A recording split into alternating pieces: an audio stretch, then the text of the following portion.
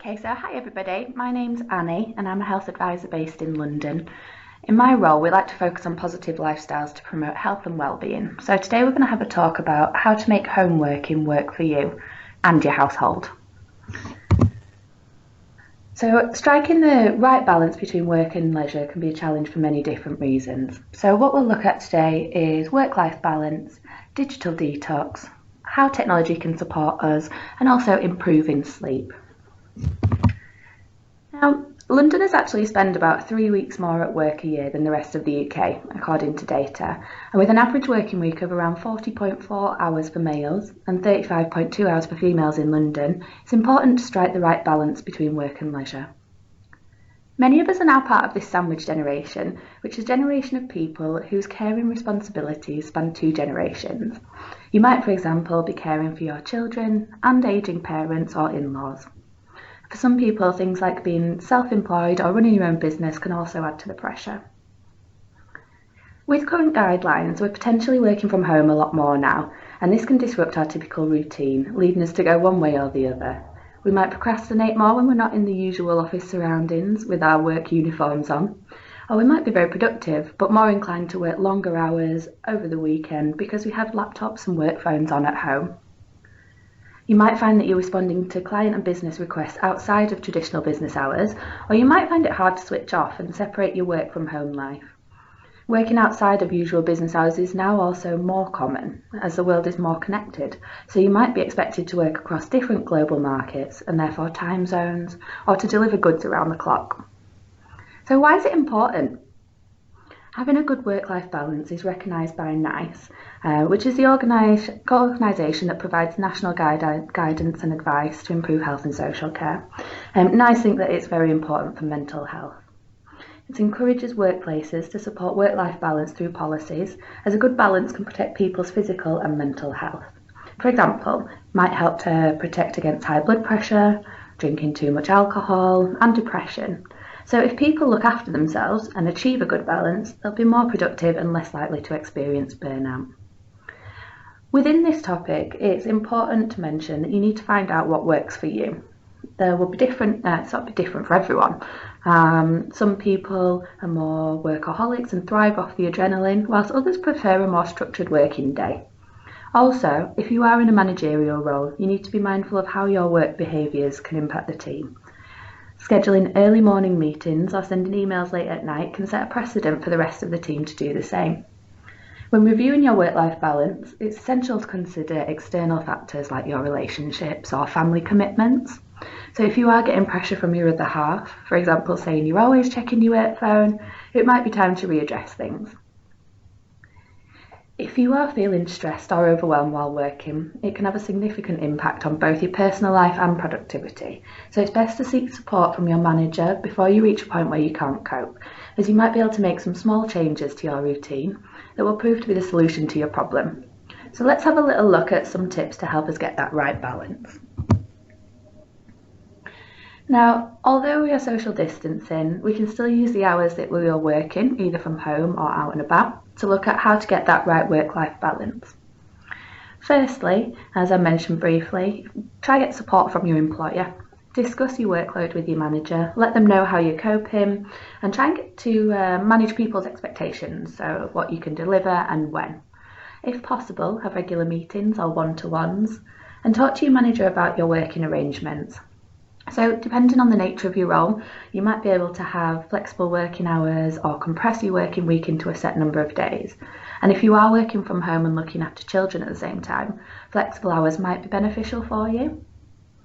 Now, remember to use your annual leave. You are entitled to it, so do use it. It's probably going to be one for when we're safely able to go back to work and spend time with our friends. We can think of it as something to look forward to. Of course, you might still want to use your annual leave at the moment. We might just need a day off, just to relax at home and speak to family and friends. Remember that saying no is okay. So learn to say no if you can't take on extra work or responsibility. Make sure you're able to explain why. You can't just say to your boss, no, I don't want to do that. Accept the things that you can't change and concentrate on the things that you do have control over. If possible, we'd also say try and stick to your contracted hours. So see if there are ways that you can work smarter rather than harder or longer to achieve tasks within your contracted hours. And I think really important at the moment, try to develop good relationships with your colleagues. And it can help to create like a social network at work, and particularly important now we spend more time social distancing. We want to use Skype, WhatsApp, email, you can use anything to check in with each other. Your work colleagues do know the work that you're doing and can actually help you to stay focused and motivated. Now, alongside this, do try and be aware of the signs of work-related stress. Almost 12 million working days are lost each year because of perceived work-related stress, and stress can contribute to such conditions as anxiety or depression. Nearly 500,000 people in the UK have work-related stress at a level that's making them ill. So it is important to recognise the signs of the work-related stress to know if you need to adjust your work-life balance. Signs can include feeling that you can't cope, constantly worrying, finding it hard to concentrate and remember things, feeling disappointed with yourself or lacking confidence, and seeing only the negative things in life. If you are feeling those sorts of feelings, do get in touch with your manager or people who are around you and try and get some support. Now, this might not work for everybody, but some people are working from home with children. So let's have a look at some things just to consider. First of all, I'm going to say take advantage of technology. There's loads of apps and TV available for children. At the moment, I know Jo Wicks at the Body Coach is doing like a 30-minute PE session each day for kids, which is great. And don't feel guilty if they are looking at screens more often than usual. It's a time to do whatever works for you and your family best. As I mentioned before, be flexible with working hours. It might mean speaking to your manager and seeing if you can start later or have more breaks so you're able to care for your children.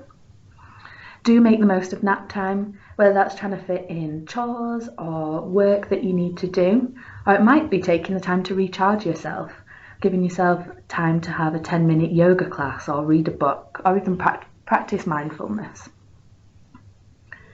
Some people are lucky to have sort of an office area to work in from home, others might not, but finding a specific working area can really help.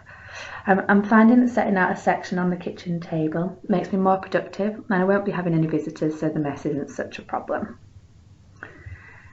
We also want to focus on positives. So while it is a difficult time with lots of changes, try to focus on positives at this time. So me and my friends at the moment have started saying to each other every few days something that we feel positive about. And so far things have come up like extra time with the family, not having to commute as much, getting creative with games and ideas for the things that the children might enjoy, and also spending more time in the garden.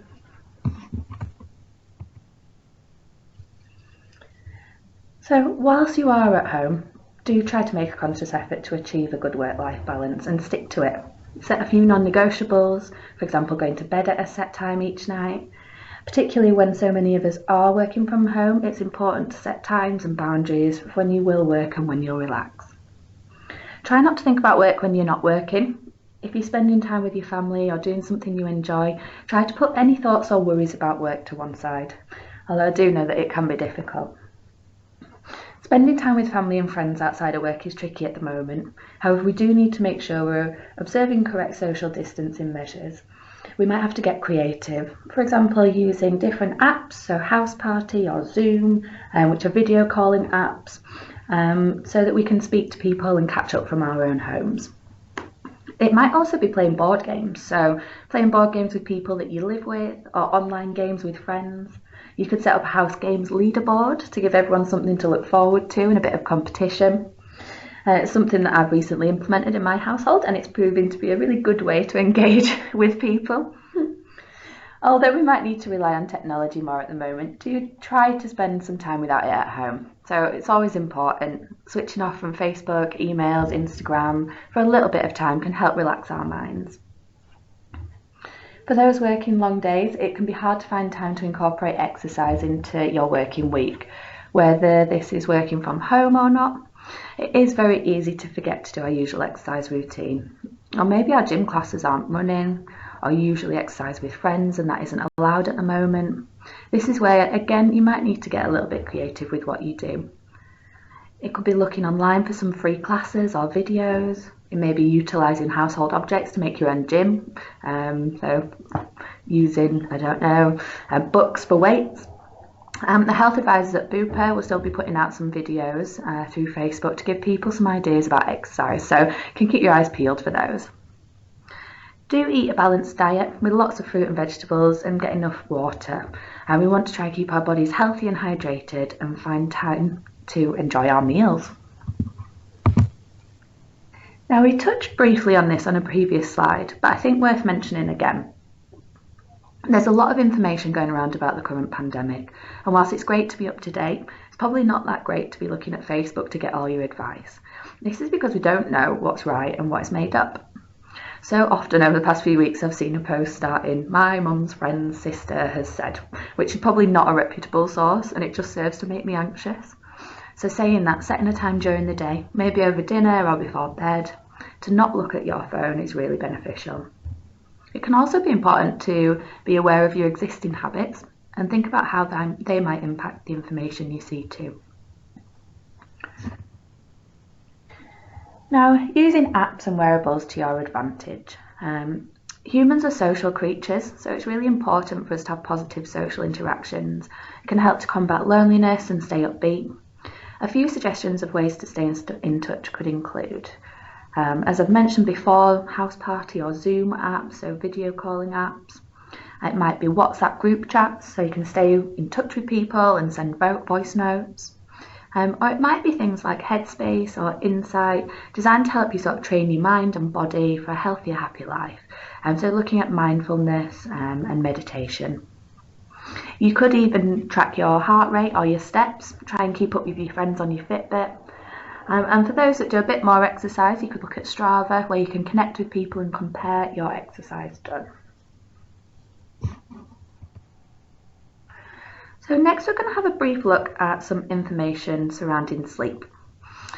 So you can see here the sleep is a temporary state of unconsciousness which you can be woken up from, and it's divided into two main phases: NREM, which is non-rapid eye movement, and REM, which is rapid eye movement. So the first phase of your sleep is called non-rapid eye movement, and that's how you spend most of your sleeping time. This phase actually has 3 different stages within it. So the first stage, N1, corresponds with feeling drowsy. N2 is a light stage of sleep where you can easily be woken up. It's how you spend half of your sleep time. And N3 is a period of deep sleep. So the second phase, after the first one, is the rapid eye movement sleep, during which you tend to dream. Now, sleep is a cyclical process. The above sequence occurs repeatedly throughout the night, and a cycle lasts on average about 90 minutes. Each cycle occurs 4 or 5 times a night, and that's dependent on how long you sleep for. How do we get a good night's sleep? We want to resist the temptation to snooze if possible. So in that groggy state after waking up, hitting the snooze button becomes all too easy. It's likely though that delaying your alarm won't just make you late for work, it'll also leave you feeling worse once you're up and out of bed. Your body begins preparing you to wake sometime before the alarm goes off, so releasing hormones that promote alertness and getting ready for you to face the day. So hitting the snooze button actually confuses this process, as sleep promoting hormones are released into your bloodstream, making it even more difficult to awaken. We want to try and avoid caffeine. Caffeinated beverages late in the day have been shown to prolong efforts to fall asleep, as well as negatively impacting your sleep quality. So even the healthiest sleepers should be careful with the amounts of caffeine that they're ingesting. Whilst we're familiar with caffeine in tea, coffee, chocolate bars and potentially soft drinks, it's important to note that caffeine can also be a hidden substance in products such as medication. We also want to probably have a look at our alcohol consumption in the evening. Alcohol might ease getting to sleep, as it can make you feel sleepy and reduce the time it takes to fall asleep. However, sleeping with alcohol in our system changes the composition of sleep, so that once the alcohol wears off, we'll spend more time sleeping in the lighter, non-restorative stages of sleep. Alcohol-induced sleep can thus not only leave you feeling more vulnerable to sleep disturbance, but prevent you from feeling refreshed in the morning. Vivid or bizarre dreams are also more common during alcohol-induced sleep. Probably want to try avoid napping during the day. It can lower the sleep pressure that we feel in the evening. So it postpones feeling of sleepiness and it reduces the time spent in deep sleep during the night. On the whole, sleeping during the day is inconsistent with our internal biological clock and can lead to a more variable sleep time and quality during the night. I want to have a look at the sort of activities that we do late in the day. Stimulating activities should be avoided before bedtime. So it can include overloading yourself with food in the evening or even reading the latest page turner in bed. It's going to be slightly different for everybody. For some people, reading a book's really relaxing. For others, it might be a bit too intense. Now, the ideal activity at this time of day would be to relax the body and the mind and let go of the day behind you. So the point is to de-arouse yourself to prevent the struggle falling asleep. Also going to have a look at our bedroom. So we want to keep our bedroom as dark as possible. So keeping our sleeping environment dark will not only prevent sleep disruption due to light, but it can also affect how we sleep. So it's actually during the dark phase when the hormone melatonin that promotes sleep is released in the brain. Lying down in a dark bedroom can actually further stimulate its production and thus ease the onset of sleep. We want to try and commit to a schedule. So a consistent bed and rising time is key for a poor sleeper, and it will increase the predictability and consistency of sleep. Regardless if we're a night owl or a morning lark, sleeping at the right time of the day is important, and it's so that we can get the right composition of specific sleep stages for maximum sleep benefits. Finally, exercise has long been linked to better and deeper sleep, whilst reduced physical activity has been linked to more frequent incidents of insomnia.